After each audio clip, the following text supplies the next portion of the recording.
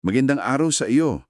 Meron tayong mga CP mula sa isang libro na tumatalakay sa tinatawag na Missions Quotient or MQ. At ang misyon natin ngayon ay himayin ito para sagutin ang isang tanong na siguradong pamilyar sa iyo. Bakit may mga organisasyon o team na sa kabila ng matinding sigasig at talento, nabubog pa rin? Yun yung tanong na masakit sagutin minsan, di ba? Yung parang ginawa naman namin ang lahat. Exactly. Sa mga material na pinadala mo, nagsimula sila sa isang kwento ng isang team. Sabi doon, lahat sila magagaling, punong-puno ng passion. Pero sa huli, bumagsak din sila. Oo, dahil daw sa mga problema sa kanilang relasyon at hindi pagkakaunawaan sa kultura. Ito raw yung classic na example na ang tagumpay ay hindi lang tungkol sa abilidad o kasipagan. Kailangan daw holistic o buo. Okay, so i-unpack natin to. Ano ba talaga itong holistic approach na tinatawag nilang Missions Quotient? Alam mo, ang ganda niyan kasi inaamin agad na hindi sapat yung passion. Madalas kasi yan ang sukat natin, di ba? Basta masigasig, okay na. True. Passion-driven. Pero ang sinasabi ng MQ, isa itong framework parang arkitektura ng isang matibay na bahay. Hindi mo pwedeng sabihin na okay na ang bahay mo dahil maganda ang pintura pero mahina naman yung pundasyon. Ang MQ, tinitingnan niya lahat ng parte. Okay, gusto ko yung analogy na yan. Para mas madaling maintindihan, isipin mo yung larawan na kasama sa mga material mo. May isang bahaghari na bumubuhos sa isang lambak. Oo, nakita ko yun. Yung impact na gusto nating makita, yun yung maningning na bahaghari. Pero hindi iyon basta-basta lilitaw. Nakatindig iyon sa isang, kumbaga, matatag na pundasyon, yung malusog na kagubatan at community sa ibaba. So, bago mo makuha yung resulta na nakikita ng lahat, Kailangan mo munang alagaan yung sistema na hindi laging nakikita. Yun yung tinitingnan ng MQ. ang ganda nun. Kasi ang bahaghari, binubuo ng iba't ibang kulay na nagsasama-sama. So, kung ang MQ ang buong spectrum, ano-ano yung mga individual na kulay o dimensions na kailangan nating tingnan? Eksakto. May 8 dimensions yan. Pero para sa usapan natin ngayon, nakafocus ang mga material mo sa 5 pinaka-critical. Okay. At mahalagang tandaan, hindi ito checklist na pipili ka lang ng 1 o 2. Ito ay mga kapasidad na kailangang sabay-sabay na linangin. Got it. So, ano yung una? Unahin natin ang pinakapundasyon sa lahat, spiritual depth, o yung lalim ng espiritualidad. Sinasabi sa material na ito ang ugat ng lahat. Dito nanggagaling ang motibasyon, ang lakas at ang direksyon. At hindi lang ito tuor sa dami ng oras sa pananalangin, di ba? Base sa nabasa ko, ito yung uri ng spiritualidad na nagbabago sa kung paano ka nag-iisip at kumikilos sa araw-araw. Tama. Yung kahit may pressure or conflict, yung reaction mo ay nakaugat pa rin sa mas malalim na paniniwala, hindi sa emosyon lang. Okay, makes sense. Anong kasunod niyan? Konektado diyan ang pangalawa, resilience and perseverance, katatagan at pagtitiyaga. Yung grit. Parang ganon, pero ang definition dito mas malalim. Hindi lang yung hindi ka napapagod. Ito raw yung kakayahang manatiling tapat at masunurin sa isang layunin sa loob ng mahabang panahon kahit mabagal yung progreso. Marathon mindset, hindi sprint. Ang interesante dun sa sinabi mo ay yung salitang masunurin. So may elemento ng pagpapasakop sa isang mas malaking layunin at kahit na gusto na ng katawan mong sumuko. Exactly. Ngayon, punta tayo sa pangatlo, na madalas dito talaga bumabagsak yung mga team. Ano yun? Cultural and relational intelligence. Husay sa kultura at pakikipag-ugnayan. Sa madaling salita, bago ka mag-suggest, bago ka umaksyon, manahimik ka muna, makinig. Puso muna bago plano. Ayon, yun mismo. Unawain mo muna kung saan sila nanggagaling. Dito ko tinamaan. Kasi sa sobrang sigasig nating mag-accomplish, nakakalimutan natin na tao yung kasama natin, hindi robot. Isipin mo, kunwari may team, mataas ang spiritual depth and resilience nila. Okay? Pero wala silang cultural intelligence. Pumasok sila sa isang community, ipinilit nila yung mas mahusay nilang paraan. Based sa MQ, kahit gaano kadalisay ang intensyon nila, failure pa rin ang kalalabasan, di ba? Tumpak, Yan mismo ang nangyari sa team dun sa intro story. At yan ang nagpapakita kung bakit magkakaugnay lahat. Okay, so anong pang-apat? Pang-apat, missional mindset and sacrificial commitment. Pananaw na may misyon. Ibig sabihin nito, bawat desisyon mo, mula sa kung paano mo ginagastos ang oras mo hanggang sa career choices mo, sinasala mo sa tanong na, nakakatulong ba to sa misyon? So ito yung alignment ng buong pagkatao sa layunin. At yung huli, na para sa akin ay pinaka-forward-looking sa lahat. Yan ang adaptive strategy and reproducibility. Yung sustainability. Oo, ito yung pag-iisip na, paano kung mawala ako bukas? Magpapatuloy pa ba to? Tinitiyak nito na ang gawain ay hindi nakadepende sa isang tao lang. Ito yung paghubog ng mga leader na kayang ipagpatuloy yung nasimulan. Okay, klaro yung 5. Pero let's be realistic, walang 10-10 sa lahat ng yan. Kung ang isang team ay may kahinaan sa isa, alin dito ang pinakadelikado? Yung siguradong ikababagsak ng misyon. Negotiable. Kung yan ang mahina, babagsak ang lahat, eventually. Yung pundasyon talaga. Oo. Pero yung pinakakaraniwang ship sinker, yung madalas na sanhi ng biglaang pagbagsak, ay yung kakulangan sa cultural and relational intelligence. Makes sense. Pwede kang maging resilient, pwede kang maging strategic, pero kung sinisira mo yung tiwala ng mga tao sa paligid mo, wala kang mapupuntahan. Okay, so yun ang pinakadelikado. Alin naman yung medyo survivable pa kung may kahinaan? Siguro, kung mapipilitan tayong pumili, yung adaptive strategy. Pwede kang magtagal kahit hindi ka masyadong strategic, basta't matibay ang pundasyon mo sa pananampalataya at relasyon. Pero, Hindi ka lalago. exactly, mananatili kang maliit. Alam mo, dito to nagiging really interesting para sa akin.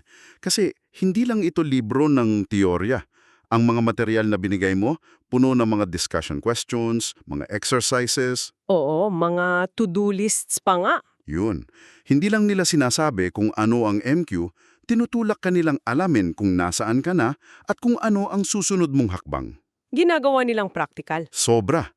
Halimbawa, may isang tanong dito sa discussion guide na talagang nakapag-isip sa akin.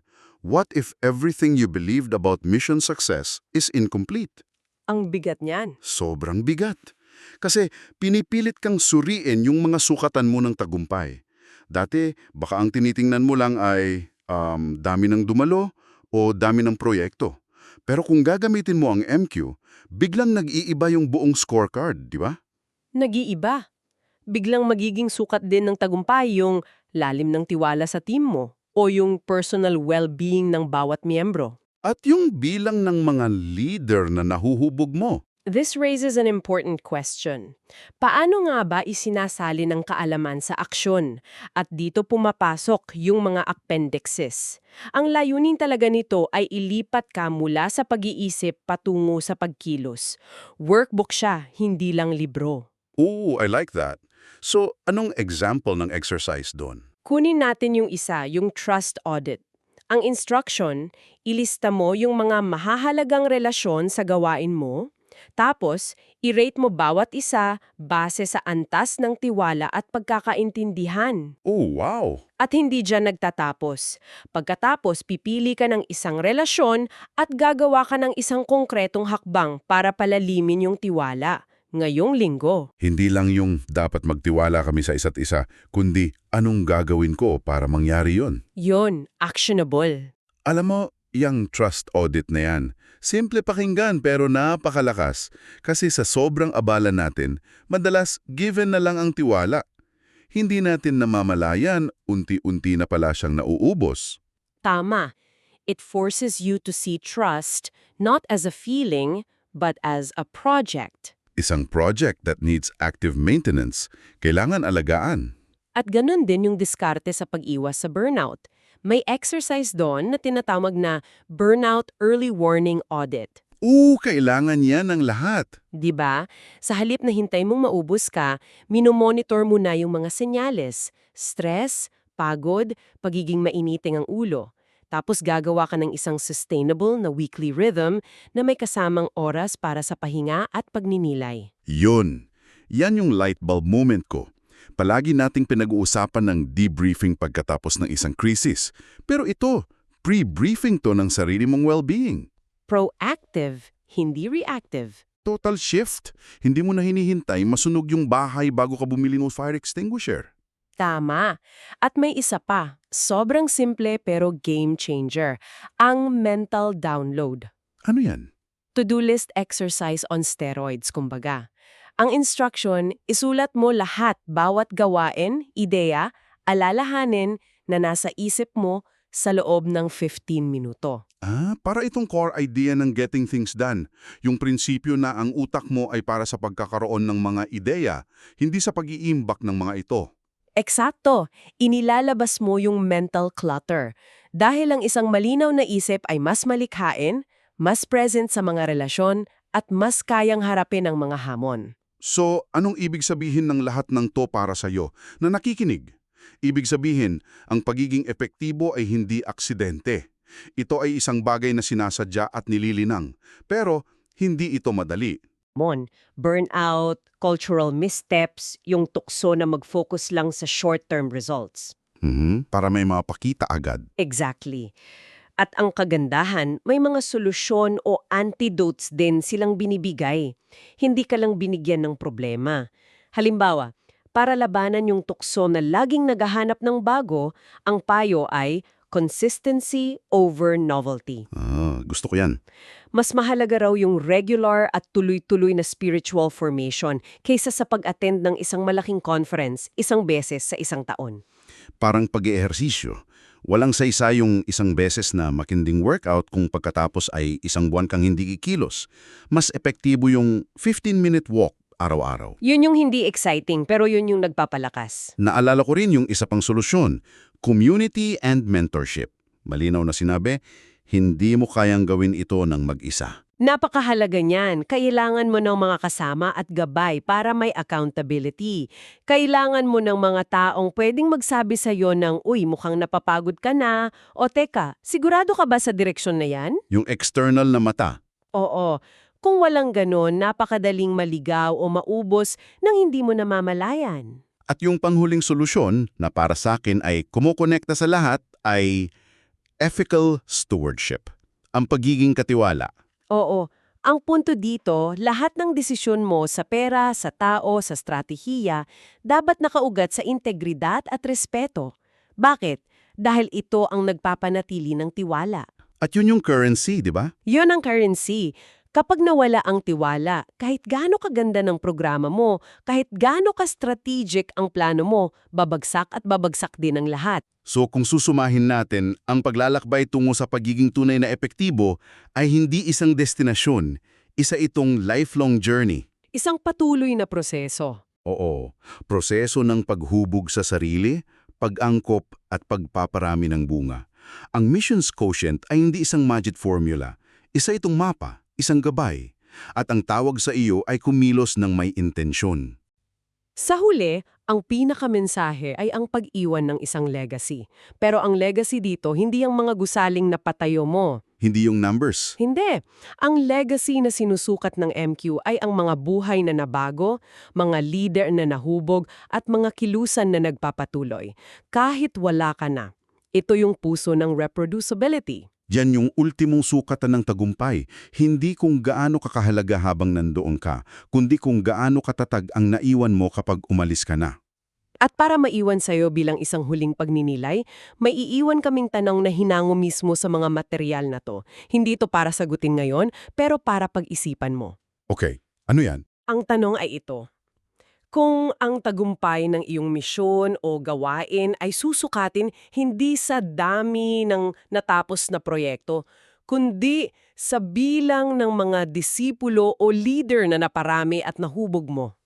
Ang tanong, ano ang isang bagay na babaguhin mo agad-agad?